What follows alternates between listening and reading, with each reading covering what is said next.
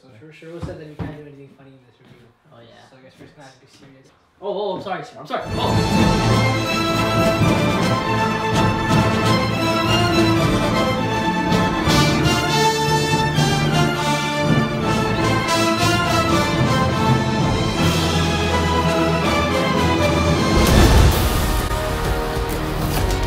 There's a ton of other subsystems in here, but they're all disabled by the training wheels protocol. I'm sick of Mr. Stark treating me like a kid. But you are a kid. Yeah, a kid who can stop a bus with his bare hands. Spider-Man Homecoming takes place after the events of Captain America Civil War. It tells a story about Peter Parker being monitored by Tony Stark. He wants to be a grown-up, and Tony Stark says, no, you can't be a grown-up. You have to be a little kid, Spider-Man. You just stay close to the ground. You're to be the friendly neighborhood Spider-Man. Shut the fuck up, Spider-Man. What? You don't leave. Get on my video. Leave. You're out. You're out. I don't know, it feels kind of empty. Oh yeah. You think we should call him back? I think we should. So everybody, this is Rayan, but the media guy. You can go subscribe to his channel. This is a guy that's making a debut on my channel. I don't know who he is. I just found him on the streets and I just told him to come and make a video with me. But he's also a close friend, Balaj Chaudry. You can subscribe to him at Bix Flicks. He hasn't really made any videos yet, but it's okay. Spider-Man Homecoming. What a movie that we're gonna discuss today. 3 years ago was the last time we saw Spider-Man in theaters. And that was Amazing Spider-Man 2. So, real quick, spoilers about the movie. I have a list of spoilers here. Spoiler warning! Tom Holland, I think, is agreeable that he's probably the best mix of Peter Parker and Spider-Man. Yes. Yeah, definitely. Yes, we agree. There's a really dramatic scene where Peter Parker is under all this debris and rubble, and he's just stuck, and he's crying and he's screaming. And I think that was one of the most powerful scenes in the movie because the entire Spider-Man series, that scene almost moved me to tears. That scene hit hard because it showed that he's a kid and he's still just a person, and it really showed just the way he got motivated to lift up all that debris and everything. That's one of the strongest character moments. It shows Tom Holland's the way he can act too. He's a great actor, and it shows. He can spit out one-liners and etc. Yeah, he can do the Spider-Man classic, the one-liners and the cheesy jokes or whatever. But he can show the humanity inside Peter Parker, and he can be emotional, like he can be serious and show that he wants to stand up, and he shows all the great qualities of Spider-Man and Peter Parker all together. He can do both the duality of Peter Parker and Spider-Man really effectively. Another thing that he did was there's also in the ending of the movie. We're talking spoilers, so I'm just gonna spit out any spoilers. In the end of the movie, we obviously know that he goes and saves Vulture, and I felt that was also something that Spider-Man would do because he puts others before himself.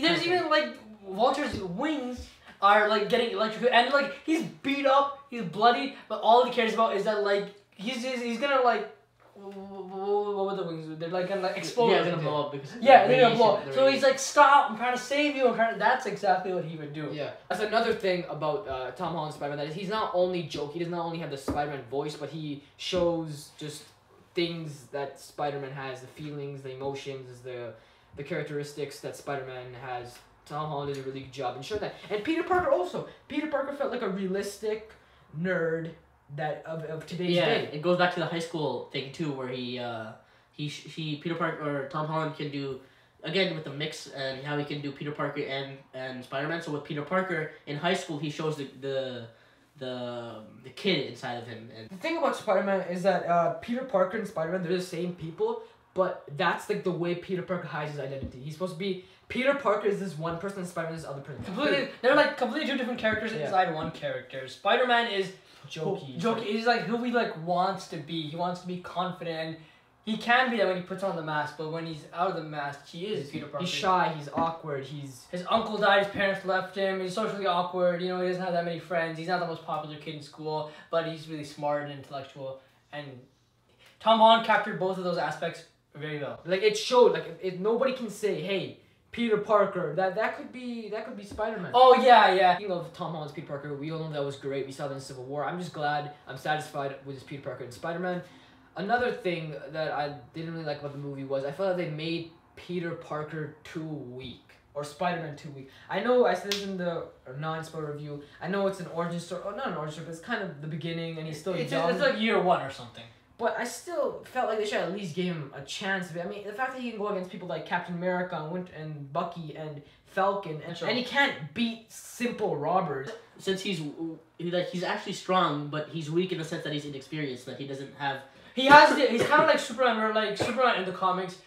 He has strength, but he doesn't have training. That's exactly what Spider-Man is right now. Is that he has strength, but he doesn't have the training or the experience. He has the power, but he hasn't learned to fully use it. He doesn't know. He has the power. He doesn't know how to use it exactly. In the comics, there's just he creates his own martial arts way of fighting called the Way of the Spider, and that's when he completely utilizes all of his spider abilities into fighting, and that's like probably something we might see later on in the future where he completely harnesses all his abilities. But yeah, right now he has power, but he doesn't have the technical know-how to use it properly. The thing about this movie was we had some brand new characters. We had Ned Leeds, who in the comics, for those guys who do not know, he plays Hobgoblin, which is obviously a villain for Spider-Man, similar to Green Goblin.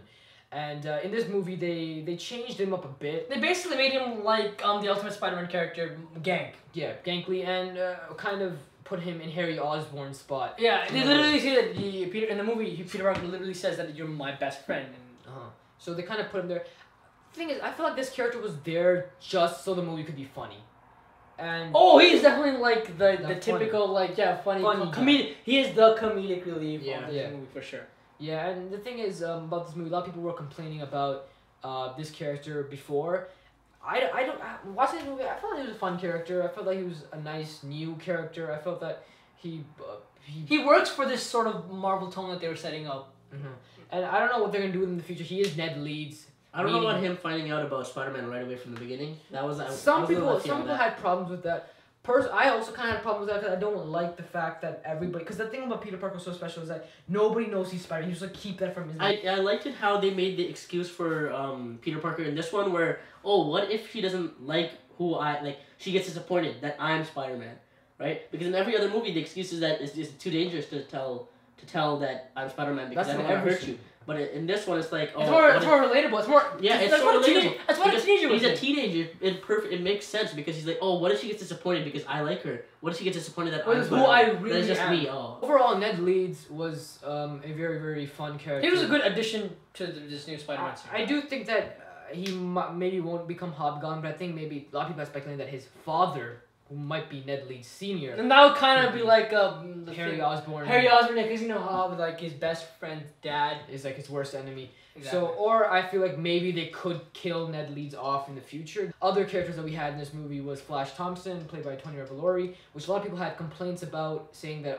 he's a little too wimpy, he doesn't look like he's the type of bully.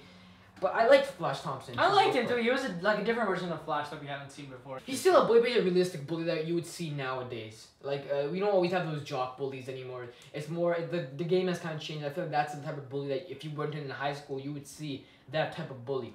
And I really like He's just arrogant. That's who he is. He's arrogant. He's like, not just like, no, poor Peter Parker. No, he's like, he thinks he's somebody's better. Yeah, it's a newer Flash, like a Flash that relates to the type of people these days in high school. Right? Yeah, that probably harass you. You know what I like the most? I like that this Flash Thompson is literally like what Peter Parker would be bullied for if he actually existed, like calling him Penis Parker and that stuff. Like that's what Peter Parker. And nobody calls anybody puny anymore. That's way too intellectual a word for anyone to use nowadays. It's just Penis Parker. They never had that scene where Peter Parker uses his power somehow in school, right?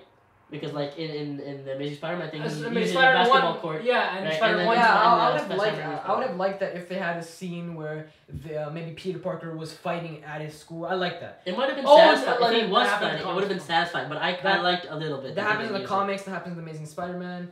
I don't think it ever happened. I liked it. I liked that they didn't show. Maybe they didn't do it because they want to save it for later on. Because if they keep having fights in Midtown High, then people are gonna think, wow, what kind of dangerous school. This is a dangerous school. The thing I'd like to mention about characters is that we got Liz Allen also in this movie. We got Michael Keaton playing the main villain, Vulture, aka Agent Toomes, and you got Zendaya playing Michelle Jones. Let's talk about Michelle there for a second. So Michelle, what they do in this movie is that she's a different character that we haven't seen before in a Spider-Man movie. She's like really weird and kind of quirky in a sense. And then in the end, we find out that she's supposed to be this new iteration of MJ, Mary Jane Watson. There was the rumor was There was a rumor going around that she was playing Mary Jane in disguise.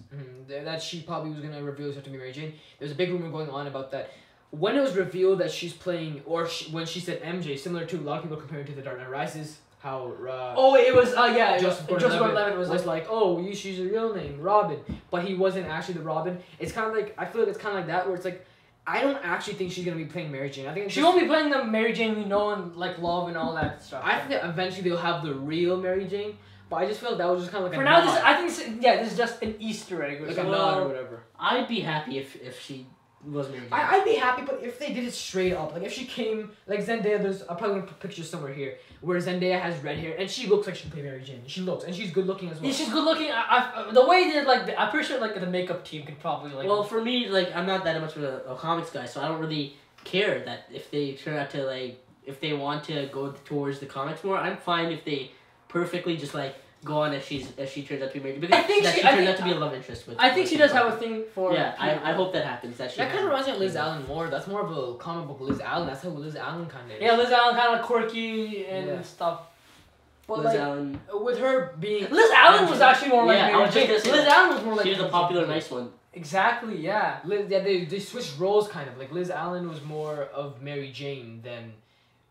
And yeah, and MJ is supposed to be more like Liz Allen. Yeah. So. So the point is, what I'm trying to say is that if they straight up made Zendaya come out with red hair and she's popular and everything, I wouldn't mind her playing Mary Jane. But I don't like this bullshit that they're doing with the whole, oh, this is just a quirky girl who isn't popular and she's now married. Like, I don't like that at all. I know they're trying to make this as different as possible, but I don't feel that it's necessary, because the thing about this movie is they're trying so hard to make it so different. Then the other reboots and stuff. It's not necessary. You can have some aspects. Like they talk about the Spider-Man thing for a second. Yeah, but there's no actual mention of Uncle Ben at all, or even just an uncle or someone dying in the I know universe. a lot of fans hate when they mention Uncle Ben. There's this whole like thing going on. Oh, they keep rebooting Spider-Man so many times, but like It's been rebooted 3 times. yeah, but you don't have to repeat it the exact same way. But Like, you can still have aspects like Uncle Ben is. you can have, yeah, exactly. You can have tiny aspects. You don't have to show Uncle Ben dying, and you can just I think they were just trying to keep it really safe, like because they played it really safe, because like I know that the fans were really angry. Well, they were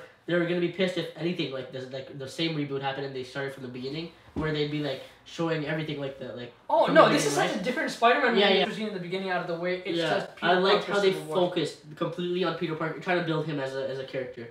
If you ask me, it really just felt like it felt like Uncle Ben didn't exist, and I hate it. It's like Exactly. I feel like they completely ignored it. the only reason Peter Parker is Spider-Man is because It's of because Uncle Ben. I feel when we were watching the entire movie together, I even said like, yeah, his character was good, and we all know the character from pop culture, but there was like a clear character motivation missing from the entire movie. And also, Like his one motivation is that he wants to be like, Tony Stark and everybody else, but that's because he has his powers. That's why he wants to be like everybody else. But why does he want to do good? We don't really kind of get that. Well, see, it actually, yeah, I agree with you there, because like if in the first place Uncle Ben told him with great power comes great responsibility, he'd always have that in mind whenever he's Spider-Man. So he'd always be a little bit more responsible. But like now, whenever he's Spider-Man, he's not responsible. Yeah, there's just at all. like So then it just he goes to Liz Allen's birthday party and he's Yeah. like, oh, Spider-Man isn't a party. But then when Tony Stark tells him that line, if you're nothing like the that's suit, who you you're shouldn't not- have it. and then he becomes more responsible. Then it just acts like Tony Stark is Uncle Ben. Scene when he's under the debris and he's saying, come on, come on, Peter Parker, come on, Spider-Man.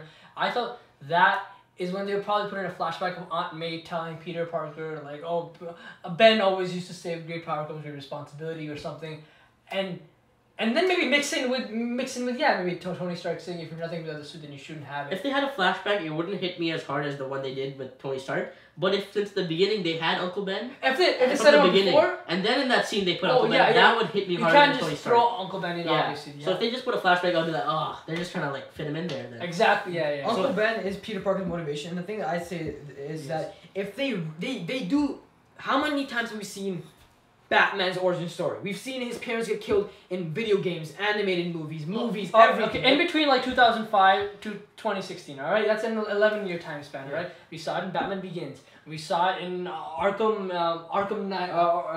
Asylum. Arkham Asylum. We saw it in Gotham, the television show. Then we saw it again 2 years later in Batman v Superman. We have a TV show called Gotham. The whole fucking show is about his parents being dead. People are hypocrites. They don't mind if Batman. There's a whole show about the fact that his parents are dead. But then we can't even mention Uncle Ben once because he's Spider-Man's motivation. How can he? That's go one on? thing. Like, So yeah, Uncle Ben. That's what we were talking about for a couple hours. But the next person we're gonna talk about is Liz Allen. I just want to briefly say something. I like Laura Harry as Liz Allen. She was a good love interest, but I felt like she was too easy. I feel like it wasn't a challenge for Peter Parker to get the girl in this movie. oh Exactly. yeah, I agree with that. He just had Google eyes for her, and then he confessed, and then he was like. In general, in the comics, Liz Allen is, she's obviously with Flash Thompson. She's this popular girl who, on the low... She's with Flash Thompson. She's with Flash, but she likes Peter Parker. But she doesn't want anybody to know because she thinks that if she revealed her feelings to everybody... Then she won't be popular then anymore. she won't be popular. People think, well, she's a geek or whatever, right? Exactly. So that's what her relationship is. So they kind of changed her character up because this time she's not dating Flash Thompson.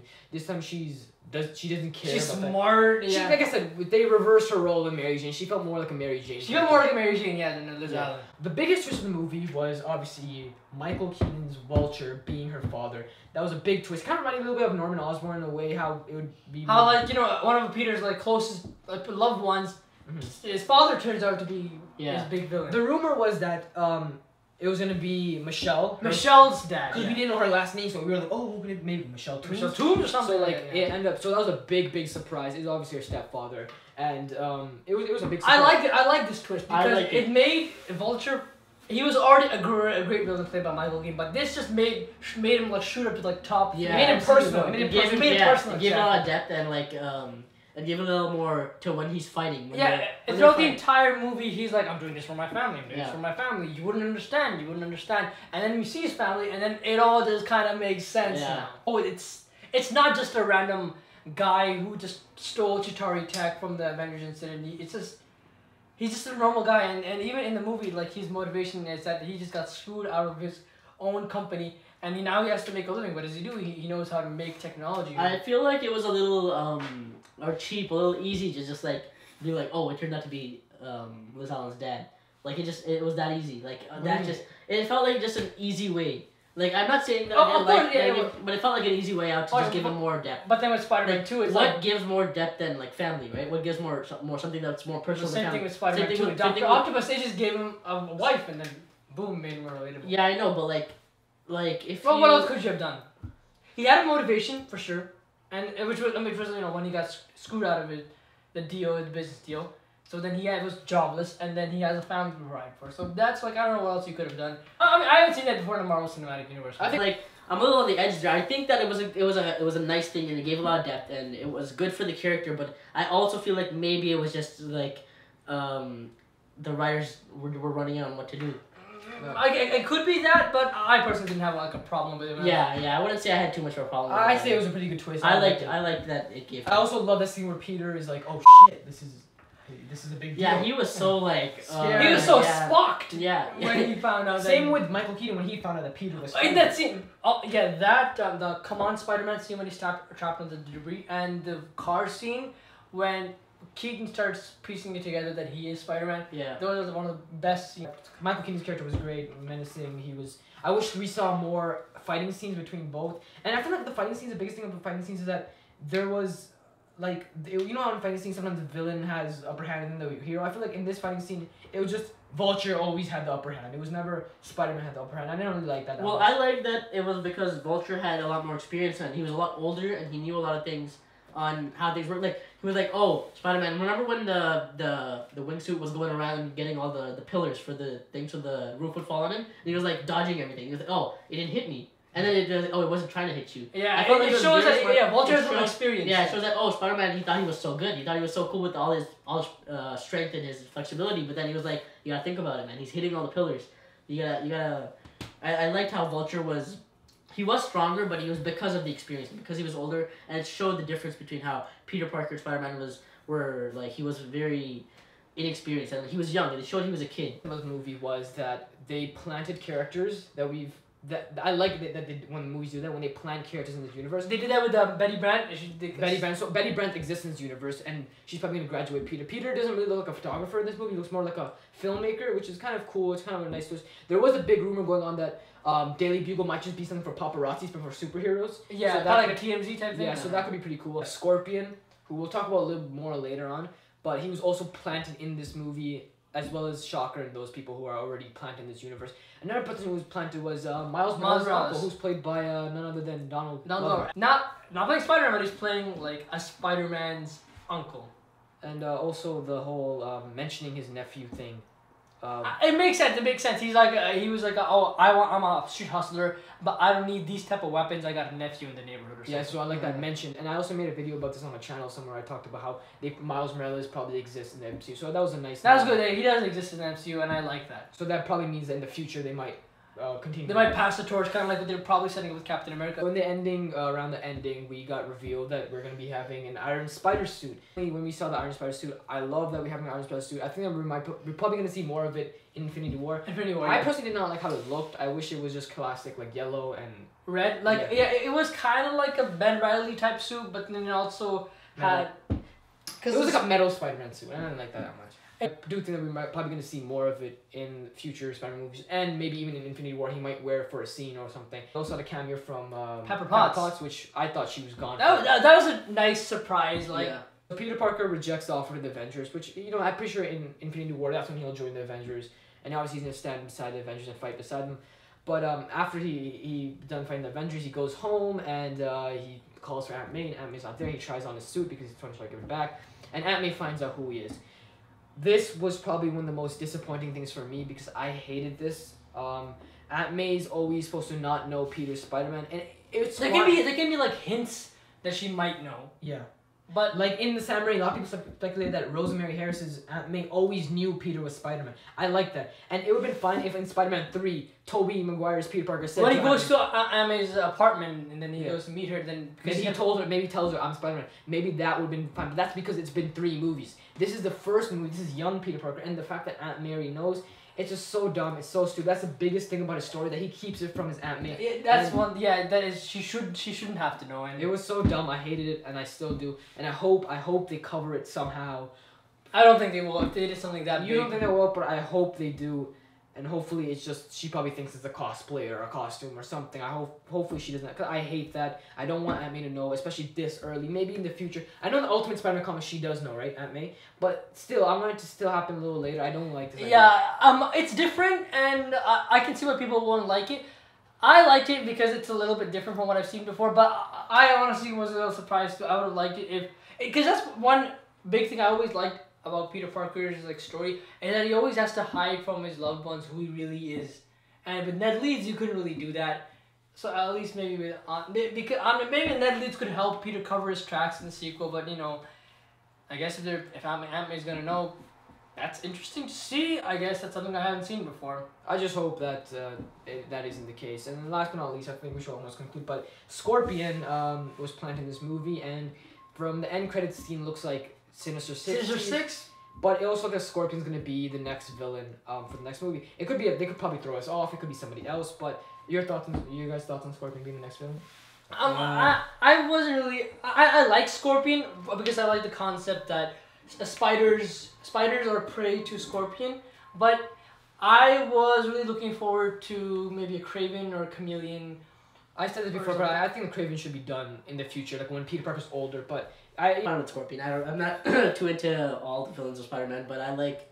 I don't have too much on what villain is for the. But you're fine with Scorpion. I'm fine with Scorpion. Right. I guess he's a different villain. I mean, if MCU did something different with Vulture, they could probably do the same with Scorpion. Yeah. So all in all, that was all the rumors. Overall, just giving my final thoughts on Spider-Man: Homecoming. I thought it was a really, really good movie. I'm a big Spider-Man fan, so I was kind of sad. I was not. I liked it. I think that was probably second best or third best Spider-Man movie. I don't think it's better than Spider-Man 2 just yet. I have to watch it a couple more times to actually know. Yeah, I want to watch it again. Some of the things I did not like. I did not like Aunt May finding out Peter was Spider-Man. I did not like the whole MJ thing. I did not like.